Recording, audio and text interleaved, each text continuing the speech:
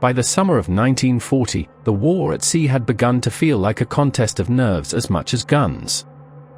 Germany had stormed across Europe and shaken the map loose, while Britain, now more isolated than ever, had to keep breathing through a single narrow tube, the Atlantic supply line.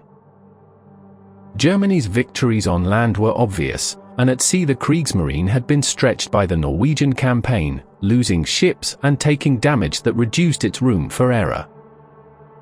Surface raiding still mattered, but it only worked when the right hulls were available, crews were trained, and the route to the open ocean did not end under the crosshairs of the Royal Navy.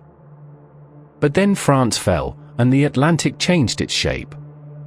Now suddenly, German forces could look west, from the occupied ports along the French coast, and have a new wider reach into the oceans closer to Britain. It did not mean German warships could simply sail and dominate, but it did mean the pressure increased. Even the report of a raider at large could force escorts to spread out and convoys to completely reroute, and the Royal Navy to keep assets ready for a threat that might appear without warning. That is the atmosphere in which the Admiral Scheer was sent to sea. She was built for the role. A so-called pocket battleship in popular language, a ship with heavy guns for her size and the speed to choose her fights. In late October 1940, Admiral Scheer sailed on a commerce raiding sortie. She departed from the Baltic, worked her way west through watched approaches, and on the night of the 31st of October she slipped through the Denmark Strait and into the Atlantic. From that moment, the ocean became her hunting ground, and the dilemma for the Allies was simple and ugly, because the Atlantic is so vast, vast enough to hide a warship for just long enough to make her first appearance a shock. The shock began on the 5th of November 1940, but it did not begin with the convoy. It began with a lone ship that had been offered safety and declined it. SS Mopen was a British merchant ship making her way east, and earlier that day she had passed Convoy HX84 and had been offered the chance to join it. But her master chose to continue independently. Out at sea, choices like that could be made for a dozen reasons: schedule, confidence, habit, or the belief that a low profile was safer than the crowded geometry of a convoy. Sometimes that belief is rewarded. But on that day, it placed Mopen directly in the path of the Admiral Scheer. Scheer's aircraft had been used for reconnaissance that morning, and the raider was moving to intercept shipping when smoke was sighted ahead. She closed in and forced Mopen to stop, removing the crew and sinking the ship with cannon fire. That stop, the evacuation, and the sinking took a fair amount of time, and by the time Mopen finally slid under, the light was already fading over in the North Atlantic. And yet for Scheer, the larger prize was still out there. Convoy HX84 had left Halifax on the 28th of October, a long mixed group of merchant ships carrying the essentials of a nation at war, fuel and precious food, along with raw materials, and war cargo stowed wherever the ship had space. The convoy numbered 38 merchant ships in total. Early in the voyage there had been escorting help, but by the time HX84 was in the exposed ocean, its close protection had thinned out. At the center of this great moving rectangle of ships was one escort that mattered more than it had any right to, the armed merchant cruiser HMS Jervis Bay. She began life as a passenger liner, launched in 1922, built for long routes and civilian comfort. When war came, she was taken up by the Royal Navy and converted into an armed merchant cruiser. That was the Navy's polite way of saying, "We need hulls in the water now, even if we have to improvise." Guns were mounted, including 7 single 6-inch guns and 2 3-inch anti-aircraft guns. She was given the kind of work real cruisers were too few to do everywhere: escort duty, patrol, and the terrible possibility that one day she might have to face a true raider with nothing but her crew's courage and thin steel plates. She had no armor in the way a warship did, and she was not designed around battle damage or survival systems. Some accounts describe makeshift buoyancy measures and other improvisations meant to help converted liners stay afloat longer if breached. Whether every detail of that improvisation was the same on every ship, we are not sure, but the point remains, everyone understood that if Jervis Bay was caught by a heavy raider, there would be no fair fight. There would only be delay, smoke, sacrifice, and luck. On the 5th of November, the convoy's formation stretched across miles of ocean, arranged so ships could keep station and so the escort could maneuver. The afternoon felt like countless other afternoons, grey sea, low horizon, men watching for what might appear. Then smoke was sighted, and routine tightened into alertness. Jervis Bay moved out to investigate. And that was exactly what an escort was supposed to do. If a threat is out there, you want it confirmed and if possible drawn away long before it reaches the main convoy. As Jervis Bay closed the range, there was a brief sliver of uncertainty, because at distant silhouettes can lie, and in the Atlantic you can meet many friendly ships.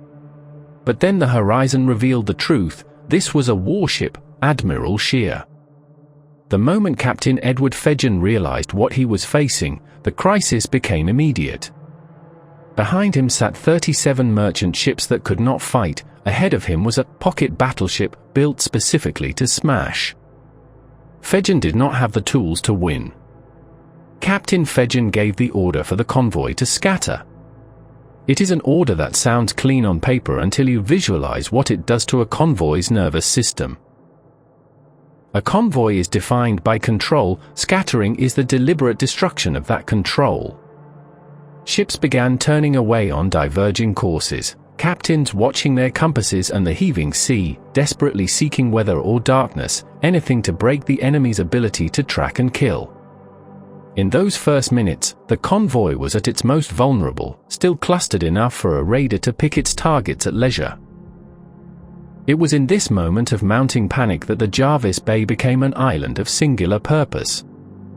While every other hull in HX84 was straining to find a patch of empty horizon, Captain Fedgen rang for full speed. The old passenger liner groaned, her plates vibrating as she pushed past her designed limits. There was no cheering, there was only the grim, mechanical efficiency of a crew that knew they were steering into a firing squad. As the merchant ships peeled away like a startled flock of birds, the Jervis Bay drew a line in the water. She was no longer an escort, she was a sacrifice. To buy time the convoy needed, Fedgen began the work of blinding the giant. He ordered the release of smoke floats, and thick, acrid plumes began to billow from the stern, trailing behind the ship like a funeral shroud. This wasn't just a tactical maneuver, it was a visual challenge. It was Fedgen waving a red flag in front of a predator, demanding that the Scheer look at him, and at him alone. And then without thought Fedgen did the thing that ensured the name Jervis Bay endures. He turned straight toward the enemy. And then, as if orchestrated, the heavy guns began to speak. The difference in power was instantaneous. The Scheer's 11-inch shells, designed to crack the armor of battleships and cruisers, shrieked through the air with the sound of a passing freight train. Shell splashes rose like white towers around the Jervis Bay before the hits began to land, tearing into an unarmored hull that had no business absorbing such punishment. Systems failed, fires took hold, and the bridge became a lethal place to stand. The engagement was short and violent. Shells struck again and again. The smoke thickened and the ship started burning. At some point during the action the bridge was hit and Captain Fedgen was killed outright.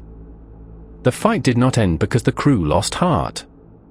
It ended because a converted liner can only absorb so much punishment before the structure of command and the ability to fight collapse around the people still trying to do their jobs. Orders went out to abandon ship. Men went over the side into freezing water, boats and rafts and whatever could float.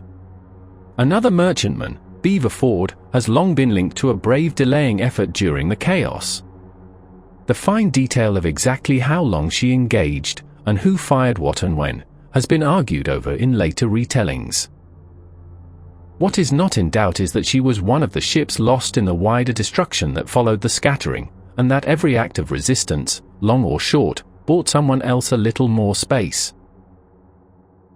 The day was already running out, and Jervis Bay's deliberate decision to interpose forced Scheer to deal with the escort first, long enough for darkness and distance to do their work. That is why Captain Fedgen's Victoria Cross is not merely a medal pinned to a name.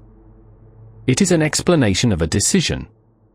He challenged hopeless odds to protect ships it was his duty to protect, and he did it in the most direct way possible, by putting his ship where the enemy guns had to look. The merchant crews who escaped carried a different weight, the knowledge that they were alive because another ship stayed behind to die, and that is not a comfortable kind of gratitude. Still, the war demanded uncomfortable things. It demanded that men in ordinary ships do extraordinary work, and it demanded that a converted passenger liner stand up to a heavy raider long enough to turn a potential slaughter into a partial failure. That is the real shape of HMS Jervis Bay's story. She did not win by sinking her enemy. She won by spending herself as time, and by turning the ocean, for just long enough, into a place where dozens of ships could vanish into the grey and live. From the gun decks to the bridge, every story we tell honors those who served. If this tale made you feel the salt and steel of history, give it a like, and if you're not yet part of our channel's convoy, subscribe and join the ranks. More powerful stories await.